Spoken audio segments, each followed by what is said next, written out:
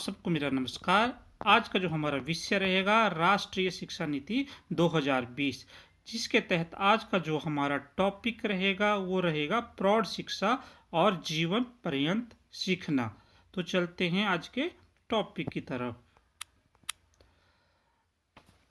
प्रधानमंत्री श्री नरेंद्र मोदी की अध्यक्षता में केंद्रीय मंत्रिमंडल ने 29 जुलाई 2020 को राष्ट्रीय शिक्षा नीति 2020 को मंजूरी दे दी है, जिससे स्कूली और उच्च शिक्षा दोनों क्षेत्रों में बड़े पैमाने पर रूपांतरकारी सुधार के रास्ते खुल गए हैं।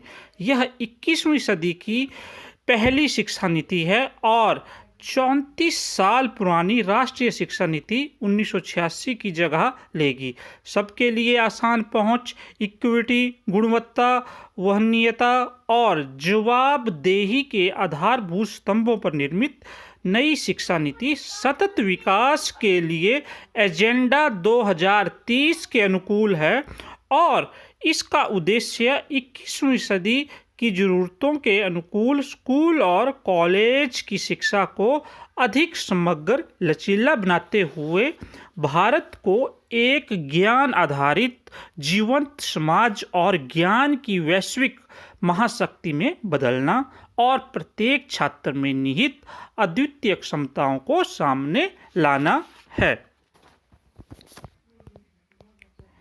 प्रौढ़ शिक्षा और जीवन पर्यंत सीखना, adult education and life long learning. प्रौढ़ शिक्षा से तात्पर्य उन लोगों को शिक्षा उपलब्ध करवाना है जिनकी उम्र 21 वर्ष से ऊपर की है और औपचारिक शिक्षा की आयु को पार कर चुके हैं, लेकिन अब वे साक्षरता, आधारभूत कौशल विकास, व्यावसायिक शिक्षा और इसी तरह की अन्य शिक्षा सहित किसी तरह के ज्ञान की आवश्यकता का अनुभव करते हैं। राष्ट्रीय शिक्षा नीति 2020 के अनुसार सन 2030 तक युवा एवं प्रौढ़ साक्षरता की दर को 100% तक पहुंचाना हमारा उद्देश्य है। एक शिक्षित श्रम शक्ति के बल पर ही कोई देश उत्पादकता में बढ़त प्राप्त कर सकता है और इसी के आधार पर प्रति व्यक्ति आय और सकल घरेलू उत्पाद अर्थात जीडीपी में वृद्धि होती है। आज उद्देश्य केवल प्रौढ़ को बुनियादी शिक्षा व संख्या ज्ञान देने तक सीमित नहीं, बल्कि उन्हें टेक्नोलॉजी, कानून, वित्तीय एवं कौशल विकास से रूबरू करवाना अत्यंत आवश्यक है, ताकि अशिक्षित प्रौढ़ भी टेक्नोलॉजी वाले युग में अपना विशिष्ट और सम्मानजनक स्थान बना सकें। गैर साक्षर होने के नुकसान। राष्ट्रीय शिक्षा नीति 2020 ने प्रौढ़ शिक्षा के महत्व को समझा, साक्षरता के अभाव के परिणामों की व्याख्या की है। समुदाय के गैर साक्षर होने के कारण कई नुकसान हैं, जैसे वित्तीय समझ का अभाव, सरकारी कार्यक्रम की समझ का अभाव, अधिकारों के बारे में जानकारी का अभाव, रोजगार प्राप्त करने में असमर्थ, इंटरनेट जानकारी का अभाव। तो वित्तीय समझ का अभाव, निरक्षर प्रौढ़ वित्तीय समझ का उनमें अभाव रहता है। बैंकों से ऋण पैसे का कैसे खर्च करना है, इसका उनमें थोड़ा अभाव रहता है। तथा सरकार के द्वारा जो कार्यक्रम चलाए जाते हैं, नई नई योजनाएं चलाई जाती हैं, उनकी जानकारी उन्हें प्राप्त नहीं होती, जिस कारण वो समाज में खुद को ठगा सा महसूस करते हैं। अपने अधिकारों, कर्तव्यों के बारे में भी उनमें जानकारी का अभाव रहता है, जिससे जो अधिक पढ़े लिखे लोग हैं वो कई बार वो उनके बहकावे में आ जाते हैं। रोजगार प्राप्त करने में असमर्थ, जो प्रौढ़ निरक्षर हैं, पढ़े लिखे नहीं हैं, उनको रोजगार प्राप्त करने में भी कठिनाई होती है। सरकार की जो सामाजिक योजनाएं हैं या रोजगार जो समाचार हैं, उनके माध्यम से जो जानकारी प्राप्त की जाती है उनमें अभाव रहता है। इंटरनेट की जानकारी का अभाव, ग्लोबलाइजेशन का दौर है, हमें अधिकतर जानकारी इंटरनेट पर प्राप्त हो जाती है, मगर जो प्रौढ़ हैं वो इंटरनेट का प्रयोग करना नहीं जानते हैं। गैर साक्षर नागरिकों को प्रौढ़ शिक्षा के माध्यम से उनमें क्षमताओं का विकास किया जा सकता है, जिससे वे अपना आर्थिक, तकनीकी, सामाजिक विकास कर सके। प्रौढ़ शिक्षा कार्यक्रम,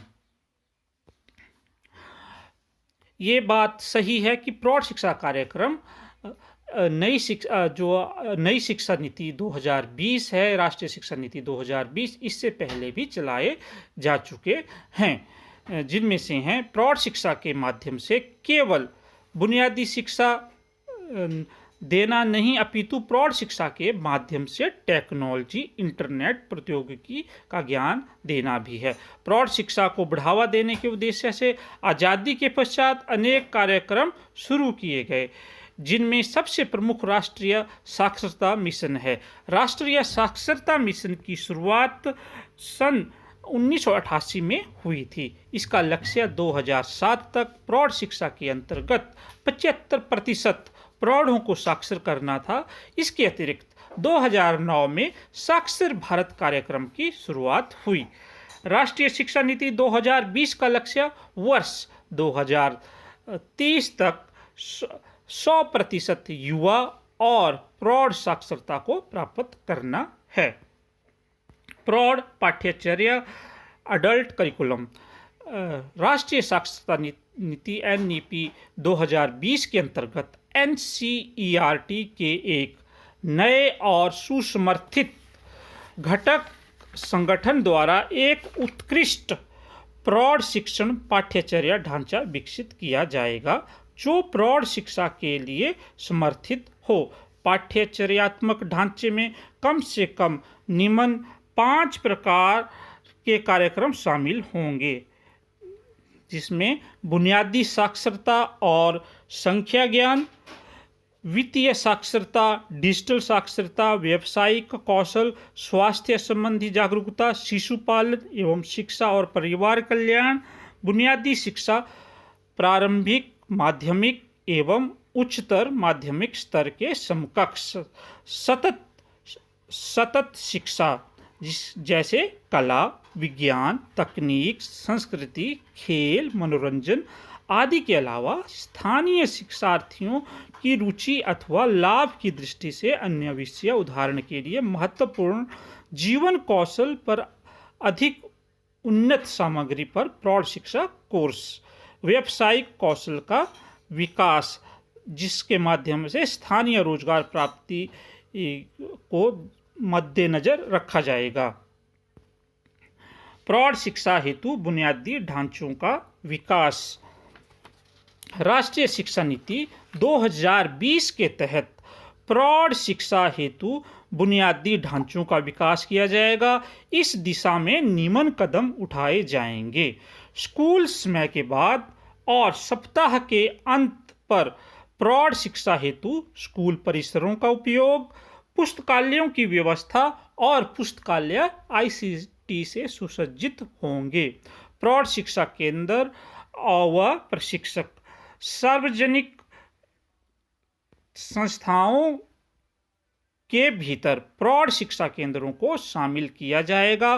प्रौढ़ शिक्षार्थियों के पाठ्यक्रम को रूपरेखा प्रदान करने के लिए प्रशिक्षकों, शिक्षकों, प्रेरकों की आवश्यकता होगी। इसके लिए राज्य सरकार व केंद्र सरकार की संस्थाएं मिलकर काम करेंगी। राज्य सरकार और प्रौढ़ शिक्षा की दिशा में प्रयासों को राज्य साक्षरता और प्रौढ़ शिक्षा की दिशा में प्रयासों को प्रोत्साहित करने के लिए गैर सरकारी संगठनों और अन्य सामुदायिक संगठनों के साथ भी काम करेंगे। प्रौढ़ शिक्षा केंद्रों में प्रौढ़ों की पहुंच, समुदाय के सदस्य प्रौढ़ शिक्षा कार्यक्रम में भाग लें यह सुनिश्चित करने के लिए सभी प्रयास किए जाएंगे। जो सामाजिक कार्यकर्ता समुदाय में जाकर गैर नामांकित एवं स्कूल छोड़ देने वाले छात्रों का पता लगाते हैं और उनकी सहभागिता को सुनिश्चित करते हैं, उनसे भी ऐसे अभिभावक, किशोर और अन्य इच्छुक लोगों के आंकड़े इकट्ठे करने का अनुरोध किया जाएगा जो प्रौढ़ शिक्षा के अवसरों, शिक्षार्थी अथवा प्रशिक्षक, ट्यूटर के बतौर में रुचि रखते हों। इसके उपरांत सामाजिक परामर्शदाता, कार्यकर्ता इन लोगों की सूचना स्थानीय प्रौढ़ शिक्षा केंद्रों को देंगे एवं उन्हें इससे जोड़ेंगे।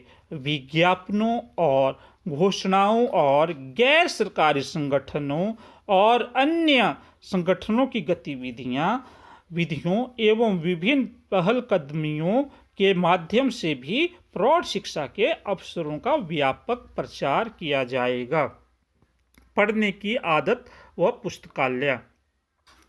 समुदाय एवं शिक्षण संस्थाओं में पढ़ने की आदत विकसित करने के लिए पुस्तकों तक पहुंच और उपलब्धता बेहतर करना। राष्ट्रीय शिक्षा नीति 2020 यह अनुशंसा करती है कि सभी समुदाय एवं शिक्षण संस्थान, विद्यालय, महाविद्यालय और विश्वविद्यालय ऐसी पुस्तकों की समुचित आपूर्ति सुनिश्चित करेंगे जो प्रौढ़ व विशेष आवश्यकता वाले शिक्षार्थियों की आवश्यकता व रुचियों को पूरा करते हों।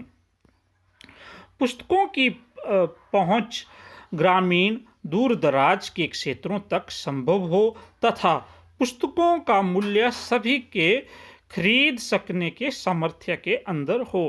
केंद्र व राज्य सरकार यह सुनिश्चित करेगी सार्वजनिक व निजी एजेंसियां, संस्थान पुस्तकों की गुणवत्ता एवं आकर्षण बेहतर बनाने की नीति पर काम करेंगे। पुस्तकों की ऑनलाइन उपलब्धता बेहतर बनाने एवं डिजिटल पुस्तकालय को अधिक व्यापक बनाने हेतु कदम उठाए जाएंगे। समुदाय एवं शिक्षण संस्थान में जीवंत पुस्तकालय को अधिक व्यापक बनाने हेतु कदम उठाए जाएंगे। पुस्तकालय स्टाफ की उपलब्धता सुनिश्चित होगी। ग्रामीण पुस्तकालय एवं पठन कक्षों की व्यवस्था की जाएगी। भारतीय भाषाओं में पठन सामग्री उपलब्ध कराना। बाल पुस्तकालय, चल पुस्तकालय खोलना। पूरे भारत में सामाजिक पुस्तक क्लबों की स्थापना व शिक्षण संस्थानों और पुस्तकालयों में आपसी सहयोग को बढ़ाना। निष्कर्ष। राष्ट्रीय शिक्षा नीति 2020 के तहत प्रौढ़ों को केवल शिक्षा या संख्या ज्ञान देने तक सीमित नहीं बल्कि उन्हें टेक्नोलॉजी, कानून, वित्तीय एवं कौशल विकास की ज्ञान देना अत्यंत आवश्यक है ताकि टेक्नोलॉजी वाले युग में प्रौढ़ अपना एक विशिष्ट व सम्मानजनक स्थान बना सकें। इस तरह प्रौढ़ डिजिटल पुस्तकालयों, ऑनलाइन कोर्स के प्रति अपनी समझ विकसित कर सकेगा तथा इस तरह राष्ट्रीय शिक्षा नीति 2020 समाज व सरकार मिलकर कार्य करेंगे। तो मेरा विश्वास है कि 2030 से पहले हम 100% युवा और प्रौढ़ साक्षरता के लक्ष्य को प्राप्त कर लेंगे और भारत को आगे बढ़ाने में कामयाब होंगे, क्योंकि जब पढ़ेगा भारत तभी बढ़ेगा भारत। जय हिंद, धन्यवाद।